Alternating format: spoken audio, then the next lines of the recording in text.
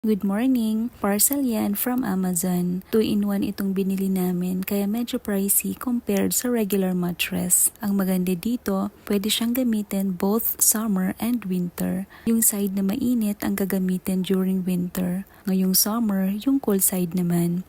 Anyways, bago pa man nagising si baby, sinalang ko muna para magamit namin tonight. Mabuti na lang paglabas sa washing machine. Konting pahangin na lang kaya natuyo rin agad. Kinagabihan, balik naming sunduin sa station si Hobby. Walking lang kami ni Yuna. 12 minutes away by foot lang mula sa bahay. Need na rin ng exercise para naman ma-burn na mga extras ko sa katawan. Ito guys, yung extra na hindi nakakatuwa. Charing. Around 7 p.m. pa naman makakarating si Hobby. Kaya naglibot muna kami ni Unapot.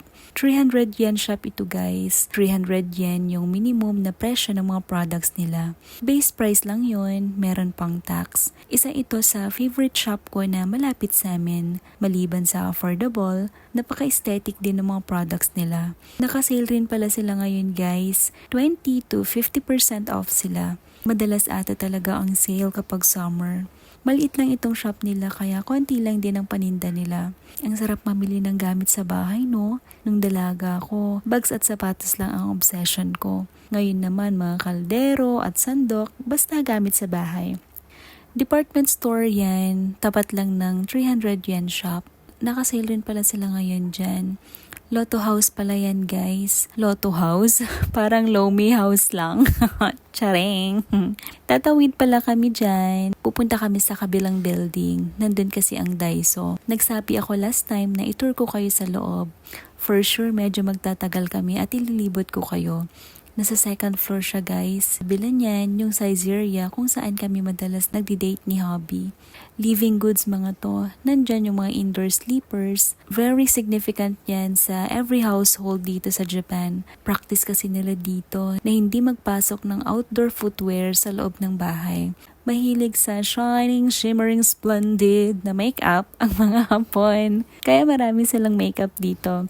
Sanitary goods naman here. Products na pang sanitation, mga nandyan. Tissue, wipes, ganon. Yan, foods. Syempre, dapat hindi yan mawala. Food is life. Okay. Next is kitchen goods naman. This section, mga gamit pang kusina. Meron dyan. Favorite ko dyan, yung mga Tupperwares. Mga panlinis sa kusina, sa CR, sa floor, kompleto sila, pati detergents and mga dishwashing soap, ganyan. Plastic goods naman here, mga friendships nandito. Charing. Ayan, mga pantahe, meron ding mga crochet, ganon.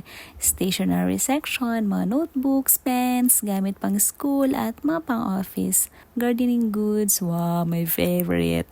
Dito ako bumibili ng soil and pots. May mga drinks din sila. Finally, dumating na si Hobby kaya pinagbayad ko na siya. Charing. Kanina pa siya dumating, hindi lang namalaya ng oras at sobrang nawili sa paglilibot.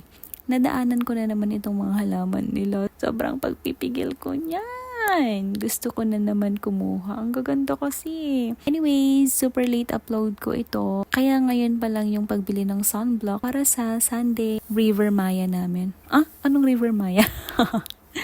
Kumuha na rin pala ng Joy at wala na kaming dishwashing. Pinagbayad ko na pala ulit si Hubby dyan. Bawas sa allowance niya yan. Charing. Halos cashless na pala dito guys.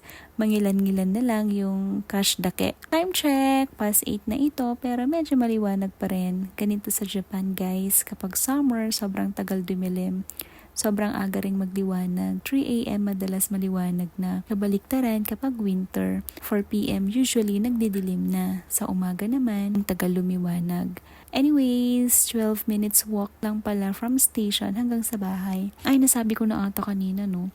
Ayan, so maganda exercise to. Masarap araw-arawin. Kaso, may time na maulan. Kaya hindi rin maaraw-araw. Home na pala kami. That's all for today. Ariga, thanks for watching.